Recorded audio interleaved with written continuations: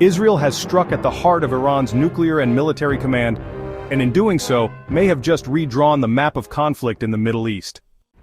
In the early hours of Friday morning, Israeli jets launched a wave of targeted attacks deep inside Iran. The operation reportedly killed 3 of Iran's most powerful figures and destroyed key nuclear and military infrastructure. The targets? Iran's main nuclear enrichment facilities, senior military leaders, and the backbone of its ballistic missile program.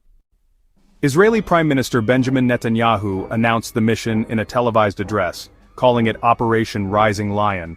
He said Israel had hit the head of Iran's nuclear weaponization program, and that the operation would continue for as many days as it takes. Among the dead are 3 of Iran's most powerful men. General Hossein Salami, the commander of the Islamic Revolutionary Guard Corps, Iran's elite military force, was confirmed killed by the IRGC. Major General Mohammad Bagheri, the country's highest-ranking military officer and chief of staff of Iran's armed forces, was also killed. And Ali Shamkhani, Iran's former national security chief and a key advisor to Supreme Leader Ayatollah Khamenei, was reportedly among those killed as well. 6 nuclear scientists are also dead. The message from Israel was clear: this was not just a strike, it was a dismantling. In response, Iran vowed severe retaliation. Ayatollah Khamenei declared that Israel would face severe punishment. Iran's armed forces said both Israel and the United States would pay dearly. And just hours later, that retaliation began. More than 100 drones were launched toward Israel. Israel's military said it began intercepting them beyond its borders. Israeli airspace was shut down, schools closed, public gatherings banned. Tens of thousands of reserve soldiers were called up. For residents in Tehran, it was a terrifying night. Explosions rocked the capital, the sky lit up with fire, videos verified by CNN showed buildings ablaze. Iran closed its airspace and fear of more attacks loomed heavy. The United States was not involved in the operation, but was notified. U.S. Secretary of State Marco Rubio confirmed that Israel advised Washington in advance, describing the strike as self-defense. President Trump, in a separate statement, warned that a massive regional conflict could erupt soon. The fallout has already begun.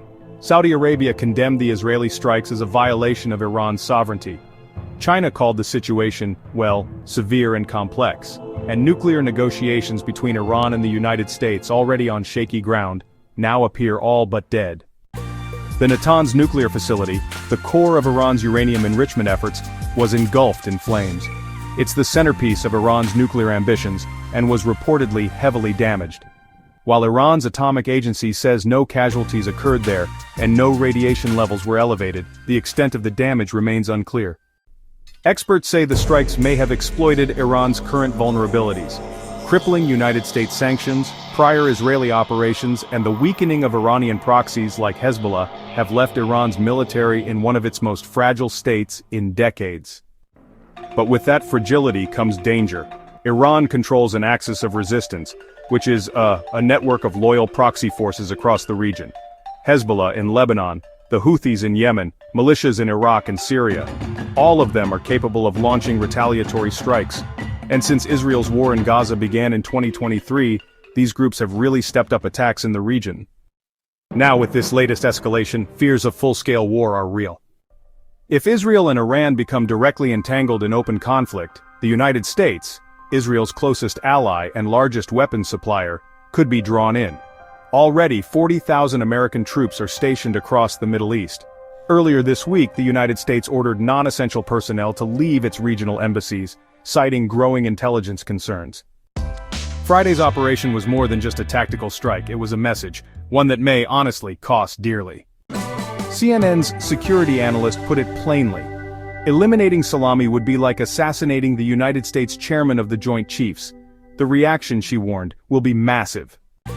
The Middle East has seen many moments of crisis, but what happened Friday may mark the beginning of something far more dangerous, a transformation of Cold War tensions into direct, sustained warfare.